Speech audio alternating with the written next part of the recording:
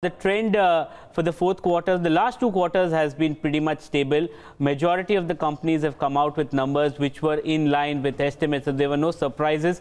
But clearly the number of strong earnings have gone down drastically. But individually, which are the important sectors and what are the key expectations? So first of all, Agam will speak about what's happening with IT. Agam, IT extremely important. Infosys will kickstart again. So it's been a while since Infosys again comes back with the first number.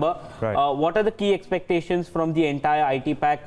If you can throw some light on the large cap versus mid cap, how will this shape up? Darshan, the first and the most important thing to understand from the Indian information technology sector is that it's going through a substantial amount of transformation, and it is going to be the digital revenues that everyone's going to be keeping an eye on. We've already seen a massive boost with respect to the growth in your digital revenues that we've seen from the IT sector, and that will be something of a continuation for not only the mid-cap IT companies, where predominantly there has been a lot of headway there, but even the large-cap companies with respect to the digital revenues in comparison to your overall revenues. So that number could move up higher at around 20 to 25%. Starting off with the large caps, we have TCS and Infosys. We're expecting a steady quarter, nothing too much to speak for, because like I said, they are also undergoing a lot of transformation, a lot of projects happening underneath, which will eventually show some results. Do remember that TCS has won some very big orders over the span of November through February. So that is something that could show up in their revenues. And of course, Infosys, well, we have a new head at the helm, so that is something that may bring in some amount of changes. We will have to see as to what his plans are and how he plans to implement the different strategies that Infosys has. And of course, finally, when it comes to the mid-cap IT companies, we're watching out for what they are doing with respect to big changes and how they are adapting to client needs, especially in the US and the Europe. Okay, just one quick question. Yesterday, Wipro came out with indication that one of their clients has gone insolvent. That probably won't be factored in the estimate. So will Wipro come out with numbers which are even worse than the estimates? Likely so, Darshan. But the stock would have already factored that in. Yesterday, we really didn't see too much of a leg down or dress down with respect to Wipro. So to a certain extent, considering a lot of analysts already knew that there was an issue with that particular telecom player, a lot of this may have already been factored in the price. Okay, so that's what we can expect as far as the IT sector is concerned. The second important sector that we want to speak about is banks, because IndusInd will come out with the numbers. Shraddha, let's talk first only about the banks, the PSU banks and the private sector banks. Will the gap widen? Will PSU banks again continue to report much losses going into the quarter? What exactly is expected? Which are the outperformers? Which could be the underperformers? So Darshan, broadly speaking, banking might just be the toughest sector to call in this quarter, mainly on account of the three regulations that were brought in by the RBI in this quarter. First, in February, they introduced this circular on new NPA norms, where they withdrew all the restructuring schemes like SDR and S4A, which means that there will be increased and front-loading in provisioning as far as these banks are concerned. Then they allowed banks to spread their bond losses in Q3 and Q4 over a 4-quarter period. And then finally, the RBI allowed banks to make a provision of about 40% on the NCLT account exposures compared to that 50% earlier. Given all these factors, it will be difficult to estimate how banks could do, because you don't know if banks will and by how much they will actually use some of these relief measures that were given by the RBI. But broadly, as far as at least corporate banks are concerned, provisioning needs will remain higher. So credit costs will continue to remain higher. If NII growth has been weak, slippages could be higher. So yes, earnings growth could actually take a big hit this quarter. Banks which are likely to get hurt the most, of course, it will be PSU banks. In fact, you have some of the brokerages which have said that SBI, PNB, of course, on the back of frauds, and also Union Bank of India could actually report huge losses this quarter. On the other hand, retail banks like HDFC, IndusInd Bank and Kotak Mahindra could continue to do well, because retail growth in the system has continued with its momentum. So broadly, mixed bag. Yes, the picture or the divergence between PSU and private banks could widen, and won't be surprised to see big losses for some of the PSU banks. Okay, so that's what's happening with the banking sector. What's about the NBFC space? Because that's also a sizable chunk on the Nifty, a lot of interest there. So any word which are the outperformers, what could be expected? Broadly, for NBFCs, the strong growth momentum is expected to continue. So loan growth is expected to continue in those double-digit numbers. Margins also should do well, so that should continue to support their earnings growth for the quarter. We have seen rural recovery and also strong CV sales, which will help players like Shriram Transport Finance, Mahindra Finance, and also Cholamandalam. The only exception here, so all of these are expected to post robust earnings growth. The only exception is Shriram Transport Finance because they're the only NBFC which are left to migrate from that 120-day recognition, NPA recognition, to 90 days. So there could be a one-time impact on the asset quality. And as far as housing finance companies are concerned, again, no concerns as far as the loan growth momentum is concerned. But we did see incremental spreads that could likely come under pressure because of the way bond yields move. So that's the area to watch out for, but no sizable negative asset quality surprises expected. Any word on Bajaj Finance, how that could be? That's an important. Bajaj Finance Capital First should continue with the growth momentum, and actually that's reflecting the share price also, the way these shares have. Okay, so that's what's happening with the banking and the NBFC space. But another important space is the insurance space, which a lot of companies got listed recently, so they don't have the track history of financials. But Saloni, what can we expect from the insurance companies? So overall, brokerages are expecting some structural improvement in the growth and profitability of life insurance companies, and particularly in the fourth quarter, life insurance companies are likely to report a strong premium growth as well as higher new business margins. And speaking of life insurance company, particularly ICICI Prudential, which has higher proportion of unit-linked insurance plan, they are likely to report higher margins in their new business. And while speaking of general insurance companies, we will be looking out for their underwriting profit, as in the fourth quarter, a lot of claims have been reported for motor and health insurance. Okay, so that's what we'll be watching out for, the insurance pack. But pharma is another important sector. It's been a marked underperformer. So what can we expect? First of all, let's divide it into two: the domestic focused companies and the export focused companies. So the companies that have significant amount of domestic exposure with high growth in the US, and they're growing in the US, companies like Cipla and Cadila are expected to come out with an extremely strong set of numbers, because the domestic markets over the last 2 quarters has been rather robust. They've come out of demonetization. The GST base has actually, they've come out of the GST also. So clearly there seems to be traction, and problems in the US are there for most of the companies, but these are the smaller, these are the companies which are growing there.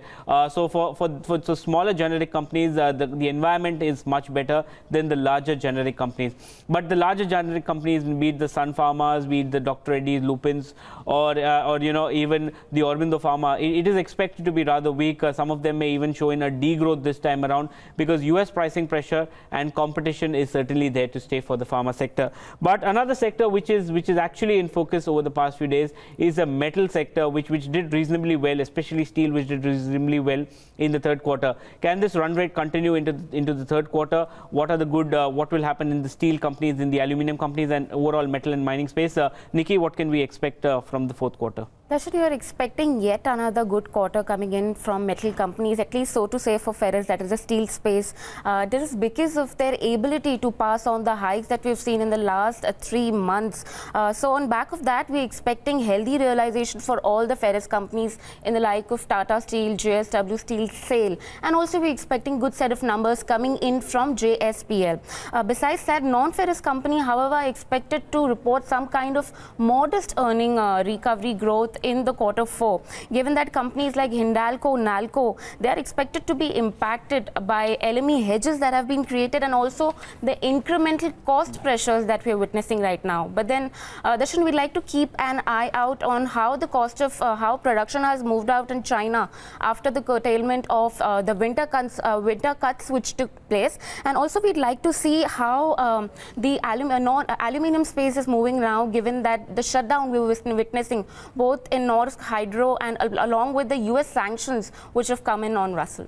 Okay, so that's what's happening with the metal space. Another important space is the oil and gas space. So Amit, what are the expectations from the oil marketing companies, from the upstream companies and the city distribution gas companies? So if you see overall, the results are expected to be good for the oil and gas sector. For the oil marketing companies especially, the results are expected to be good because of these robust gross refining margins and sequentially strong gross marketing margins. Now the Singapore GRM, that is the Asian benchmark, averaged around $7 per barrel, while the gross marketing margins were around 40% higher compared to the last quarter. However, because of some inventory, lower inventory gains compared to the last quarter could be a dampener for the oil marketing companies. Now for the upstream side, that is the oil explorers, robust top line and bottom line growth is expected because of higher crude oil prices and because of higher dividend income that is expected to come in the fourth quarter of financial year 2018.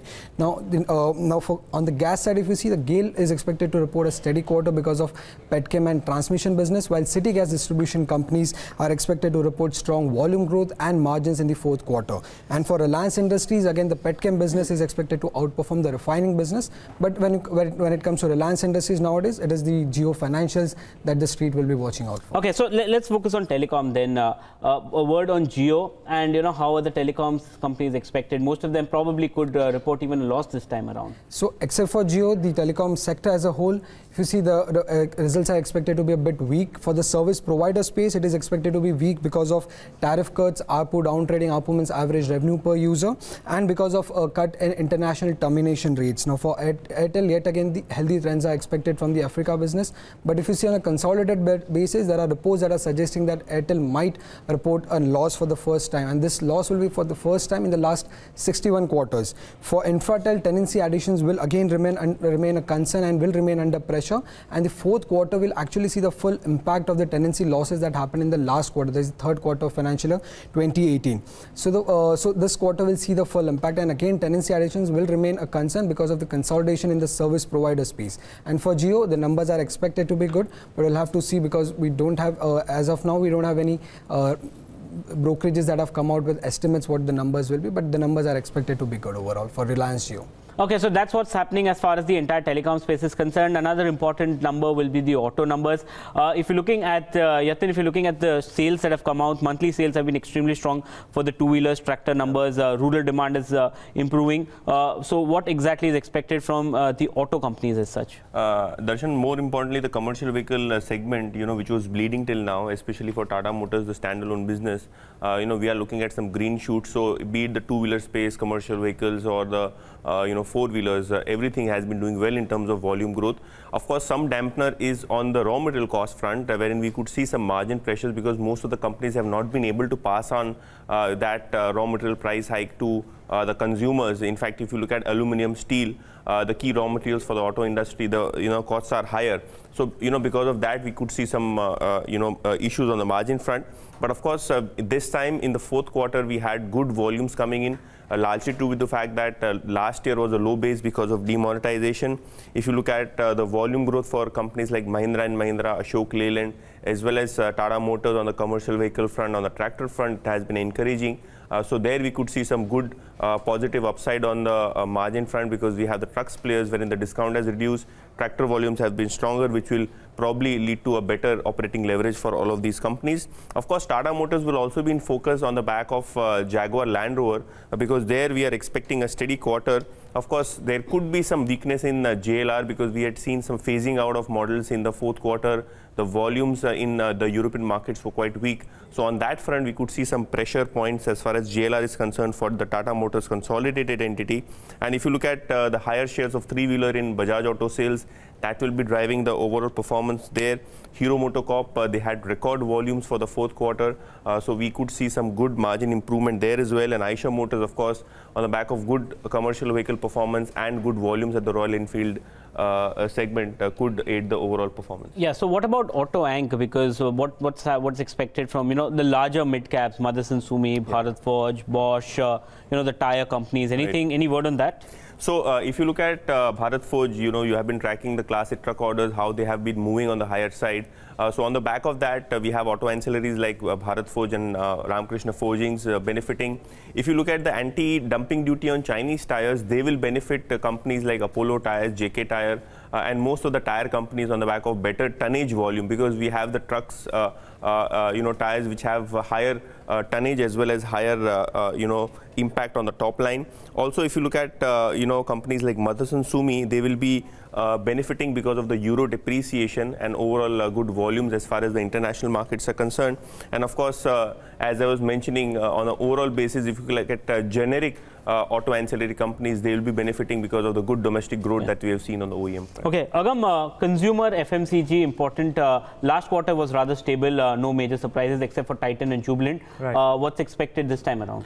Again, Darshan, I'd like to divide this into the top line. There's an advantage and a disadvantage. The advantage is that we're starting to see consumer sentiment build up. The disadvantage, of course, is that the base effect is starting to normalize because of various other reasons in the economy.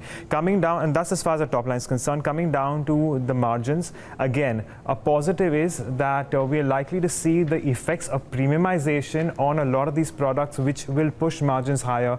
On the other hand, we've also seen an inch up with respect to your input costs, and that is something that could bear down on margins. But on the whole, we've seen a lot of stability come in, and we've seen a lot of brokerages now bet even higher and higher on companies like Britannia and Nestle, which are trading near lifetime highs. Let's not leave out something like an ITC, which is going all out in its non-cigarette business. That is likely to aid its numbers, and of course HUL, as usual, we're expecting a steady quarter. Should we see volumes which are slightly higher than consensus expectations, we certainly can expect price targets revision upwards. Okay, another important theme is the agri theme. Only UPL is the nifty company, but a lot of other companies are impacted. So it's a seasonally weak quarter for agri companies. But UPL will be doing well this time around. The North American markets have done well for themselves. So that is something that we need to watch out for. Even I'll watch out for PI Industries. Growth as far as CSM segment is concerned, there is a significant amount of recovery that is coming in.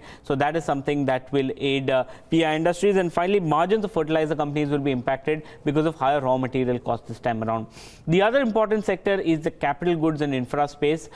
Basically, execution has improved significantly on the back of we are out of the demonetization, low base of demonetization, and pretty much are out of the GST impact. So that is where execution will come in. Railways, T&D are the segments wherein there is significant amount of improvement. But mainly it will be the construction companies. Now L&T will definitely benefit, given the fact that most of the brokerages have indicated that the order inflow guidance will be definitely met this time around, but won't be the case so much as far as a BHEL or an Engineers India, as well as companies like BEL, because order finalization has not happened. But watch out for the smaller infra companies, because they have come out with a strong set of order inflow in the last quarter. So that is expected to pump up their top line this time around. But other important sector which depends on infra growth is the cement sector.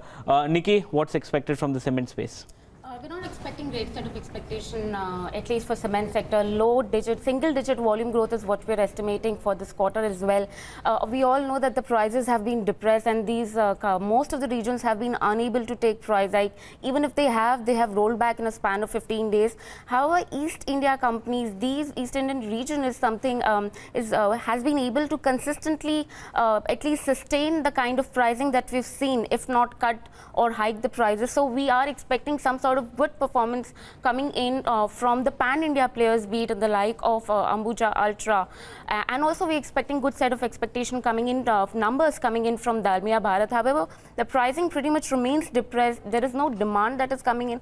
Also, we're seeing some kind of cost pressures for this industry in terms of the petcoke prices. Also, the prices in southern region remain depressed, and we're seeing some sand-related mining issues that are playing out for that region. So overall, we're not expecting great set of numbers coming in from cement companies. Okay, and Jayesh, utilities, what is expected from this space? So Darshan, we are expecting a mixed quarter for utilities, given that the total power generation increased about 4% year on year. It was led by the coal segment, which saw an improvement of about 5%, as well as the nuclear segment, which increased by 6%. Now, what didn't do well was the hydro segment, which saw a decline in generation to the tune of about 8.5% on a year-on-year basis. The key issue, however, remained the coal supply. supply. In fact, there were 28 plants across India that were at subcritical levels of coal inventory. And the average peak deficit that increased to about 0.9% as compared to 0.6% on a year-on-year basis. But the saving grace was the spot power prices, which actually increased more than 50% on a year-on-year basis. So, on the back of all of these data, we are expecting strong results from JSW Energy and NTPC, weak results from NHPC, and steady performance from Power Grid. Okay, and finally, one of the sectors which has been rather, buzzing in trade of recent has been the real estate space. Whether the stock prices are definitely buzzing, but will the results be buzzing this time around? So Darshan, results in terms of what may hurt the sector is the pricing and the discounts that are currently being offered by the developers. So they don't have too much margin to play with.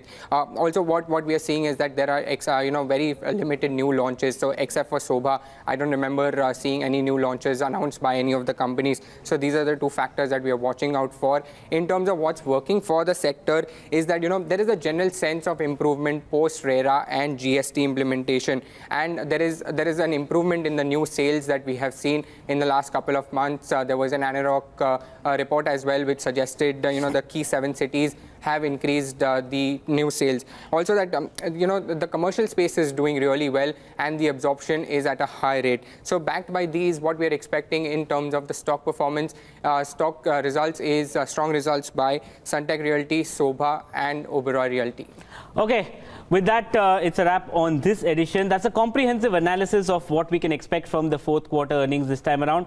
But there's much more lined up on Indian Open. Neeraj, are you now prepared for the fourth quarter? You've heard everyone. Yeah, this is as good as it can get, right? When it comes to what will happen in quarter 4, we'll get to know whether all of this turns out to be true or not when the results eventually come out.